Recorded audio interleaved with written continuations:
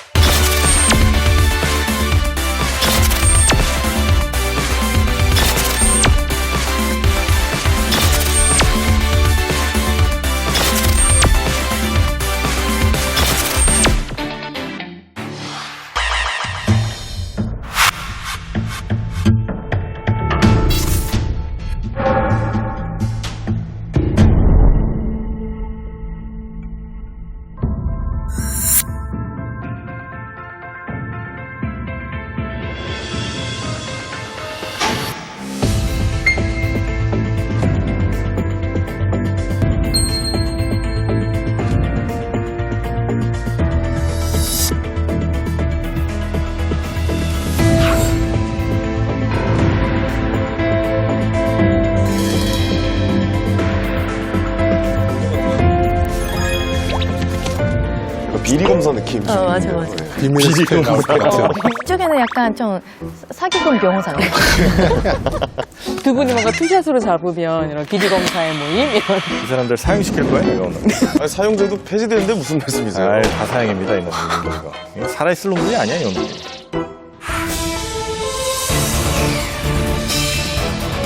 자, 판사님 오십니다. 그렇습니다.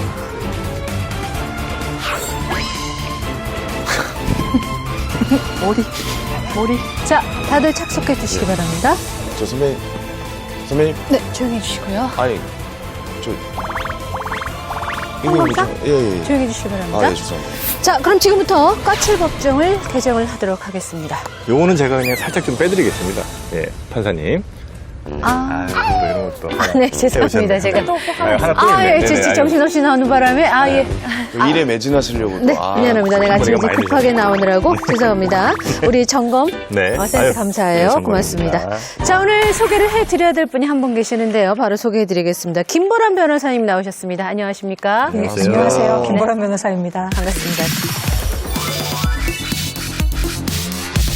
우리 패널분들 중에서 검사 대 변호사로 한번 붙어보고 싶다는 분이 계셨습니까? 네, 정영진 씨요. 좀 까다로운 주제를 했을 때 표정이 이렇게 많이 변하시진 않으시더라고요. 그래서 좀 한번 붙어가지고 흥분할 정도로 그렇게 한번 치열하게 붙어보고 싶다 이런 생각이 있네요. 전투력 상승. 네. 자신 있으세요? 저는 자신 있습니다. 알겠습니다. 네. 자, 오늘 까칠남녀에서는 아주 이상하고 까칠한 법정으로 여러분들을 모실 텐데요. 시청자 여러분들도 국민 배심원이 되어서 함께 해주시면 좋을 것 같습니다. 자, 지금부터 성폭력 최악의 판결 탑5에 대한 까칠한 공판을 개정하겠습니다. 2008년 12월 11일 목요일 아침 초등학교 1학년 A양은 등굣길에 한 남자와 마주칩니다. 남자는 A양의 입을 막고 인근 상가 화장실로 끌고 들어갔고 몇 시간 후 경찰은 A양을 발견합니다. 정신을 잃은 채 쓰러져 있던 A양에게는 전치 8주 이상의 상처와 참혹한 성폭행의 흔적이 남아 있었습니다. 사건 이틀 후 남자는 긴급 체포됩니다. 남자의 이름은 조두순. 그가 8살 소녀에게 가한 잔혹한 범행에 사람들은 경악을 금치 못했습니다. 그리고 이 사건은 전 국민의 분노 속에 법의 심판을 받게 됩니다.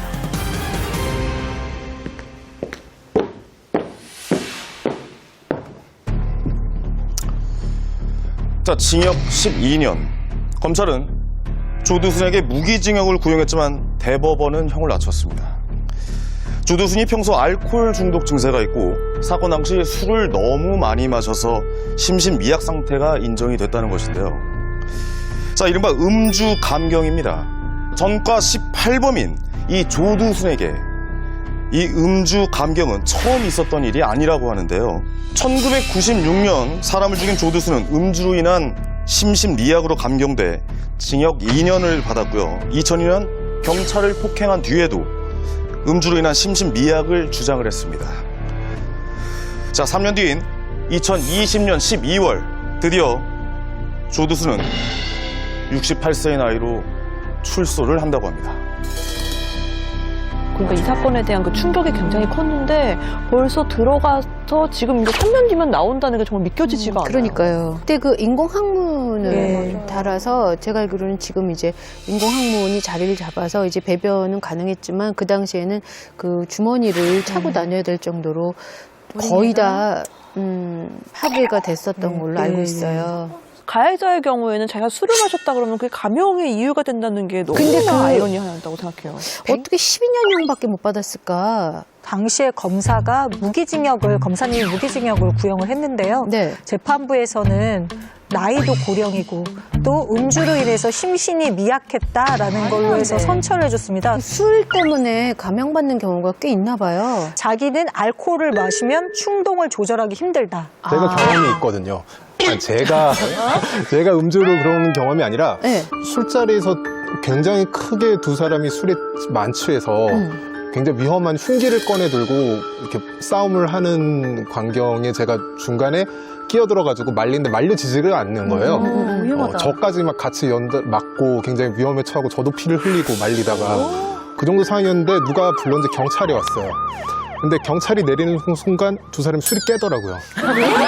그렇죠. 네, 그래서 제가 그 광경을 보고 음주 시 어떤 의식이 흐려진다는 개념은 그 자체가 굉장히 주관적이구나 하는 생각이 좀 내가 술을 들었어요. 먹어서 그런 사고를 치면 그 다음에 술을 먹어서 또 사고를 치면 그 사람은 더 그만큼 배가 되는 벌을 받아야 되는 거 아니에요? 사실 우리나라가 술에 관대한 문화였었는데요. 과거에는 형을 깎는 자료로 음주한 영수증이나 이런 자료를 내기도 했었을 정도로 관대했었으니까요. 그리고 제가 최근에는 이제 정신, 감정, 심신미약, 음주로 인해 난 술만 마시면 항상 이런다라고 해서 감정을 보냈는데 그 감정한 감정 의사가 그런 줄 알았으면 술을 마시지 말았어야 되는 걸로 봤을 때 당신의 정신 상태는 벌을 받아야 되는 지금 상태인 것이다. 이렇게 나올 정도로 좀 사회가 조금씩 변화하고 있긴 있습니다. 일본에서라면 이 12년으로 끝나지 않고 무기징역 될 것 같아요. 그게 당연히. 아예 못 나오게.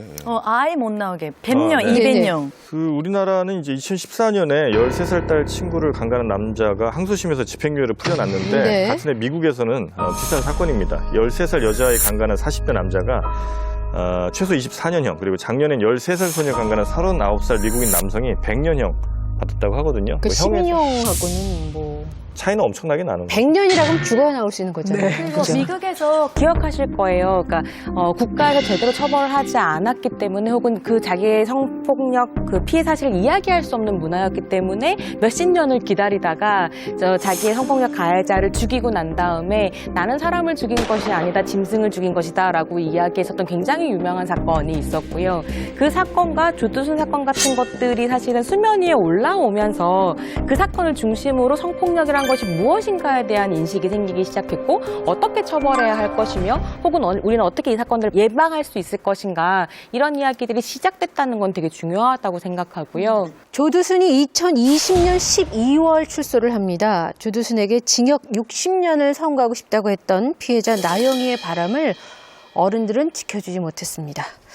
자, 제2의 나영이가 생기지 않도록 우리는 이 사건을 최악의 판결로 기억하겠습니다.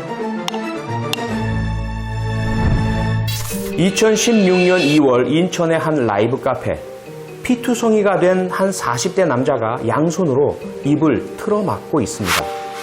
급히 병원으로 이송된 남자. 그가 입을 벌리자 의료진은 경악을 합니다. 남자의 혀가 6cm가량 잘려 있었기 때문입니다. 남자의 혀를 자른 것은 같이 술을 마시던 여성 B씨. 그녀는 왜 남자의 혀를 잘랐을까? 사건을 들여다보는 순간 피해자와 가해자는 완전히 뒤바뀝니다. 남성 A씨는 술에 취해 여성 B씨에게 강제로 키스를 하려고 합니다. 그러자 여성 B씨는 남성 A씨의 혀를 힘껏 깨물어 버립니다. 여러분은 어떻게 생각하십니까? 이 여성의 행동은 정당방위였을까요? 판결은 누구의 손을 들어주었을까요? 피고인을 징역 6개월에 처한다. 2년간 위형의 집행을 유예한다. 혀를 깨문 여성이 유죄라는 겁니다. 여성은 정당방위를 주장했지만 법원은 그것이 과잉 대응이라고 했습니다. 하지만 강제 키스가 있기 전 남성이 성관계를 요구하며 여성의 얼굴을 때리고 멱살을 잡는 등 폭행이 있었다는 사실 기억해 주시길 바랍니다. 여러분도 이 여성이 과잉 대응을 했다고 생각하십니까? 정당방위일까 아니면 과잉 대응일까? 지금 과잉 대응이라고 결론이 나왔잖아요. 비슷한 사건이 있었는데 정당방위로 인정받은 적이 있었어요. 2012년 사건이거든요. 근데 그 사건은 왜 혀를 잘랐음에도 불구하고 정당방위를 받았냐면은 그 사건은 둘만 있는 밀폐된 장소에서 있었고 그리고 더 위험한 상황이었다라고 판단이 근데 돼서 지금은 그런 사람이 거예요. 많았고 네, 이건 다른 라이브 방법도 클럽. 있었는데 그 방법을 했다? 이 사건이 그냥 둘이만 있는 그런 밀폐된 장소가 아니라 사람들이 모두 다 있고 언제든지 주변 사람들한테 도움을 청할 수 있다. 이렇게 돼서 이런 판결이 난 거거든요. 국민 배심원 7명도 전원 이걸 과잉 대응이라고 판단한 데는 이유가 있을 거예요. 왜냐하면 말씀하신 것처럼 여기는 정말 밀폐된 장소, 도망갈 수 없는 장소도 아니고 라이브 카페란 말이에요. 어떤 범죄를 막기 위해서 내가 정당방위를 하는 것은 그 범죄를 피하기 위함이고 그 범죄에 대해서 내가 피해를 받지 않기 위함이지 누군가를 상해하기 위함은 아닌 거거든요. 근데 그 국민 참여 재판을 한 것이 이 사건에서는 굉장히 불리하게 작용을 했거든요. 그래서 거기 있는 사람들이 아무래도 이제 사회적으로 살아가면서 그 사람들도 선입견이라는 걸 가지고 있을 거 아니에요. 그렇다 보니까 50대 여성인데 대체 50대 여성의 아이까지 있는 애엄마가 왜 그 거기 시간에 가느냐. 라이브 그렇게 카페에 따지면 남성과 있었냐라고 음. 실제로 그렇게 그러니까 이야기를 그렇게 했어요. 따지면 우리나라 법원을 갈 필요가 없는 거예요. 그냥 개인적으로 복수를 해야지 법원도 못 믿고 판사도 못 믿고 배심원도 못 믿는다면 그래서 법원에 왜 실제로 갑니까? 성범죄 같은 경우에 사적 복수들이 있었죠. 그런 자리에 간 게 잘못이다. 네, 아니에요. 그런 식으로. 그러니까 그것과는 무관하게 아니요, 그런 식으로 실제로 이제 국민참여 재판에서 그렇게 이야기를 했어요. 충분히 도망갈 수가 있고 혹은 종업원을 부를 수도 있고 주위에 도움을 요청할 수도 있는 상황이란 말이에요. 때리고 하면 무서워서 못 도망갈 수도 있잖아요. 근데- 아니 라이브 하시니까 시끄러워서. 제가 정영진 씨한테 동의할 날이 올 줄은 몰랐는데요. 저 동의합니다. 저는 이거 과잉 대응이라고 생각하고 이 건만 두고 본다면, 왜냐하면 사실 맞았다고 해서 이 전에 이렇게 폭행당한 정황이 있잖아요. 그렇다고 해서 이게 정당방위가 되면은 사실상 그냥 사적 복수를 법이 인정해주는 것밖에 안 되거든요. 그 이후에 일어날 일의 위협에 대한 어떤 비례적인 그 대응 행위가 돼야 정당방위인데, 단 둘이 있었던 상황과 이 공공장소 라이브 클럽에서는 저는 강간이나 성폭행으로 발전될 가능성이 좀 현저히 낮은 상황이고, 그렇다면은 여기서 혀를 깨물어서 끊어낸 행위는 단순하게 앞에 발생한 폭행에 대한 복수로 좀 해석될 여지가 아니 높은 것 같거든요. 그러면은 네. 이거는 이미 강간이나 성폭행이 아니기 때문에 혀가 들어온 내가 원하지 않는 키스 정도는 참으라는 거예요? 아니요. 그런 뜻이나 혀를 마찬가지잖아요. 끊지는 않아도 된다는 거죠. 사람마다 이 네. 감이 다르거든요. 저는 라미네이터니까 그렇게 못해요. 근데 다른 사람이나 할 수 있어요. 이게 이마다 다르거든요. 저는 하고 싶어도 못해요.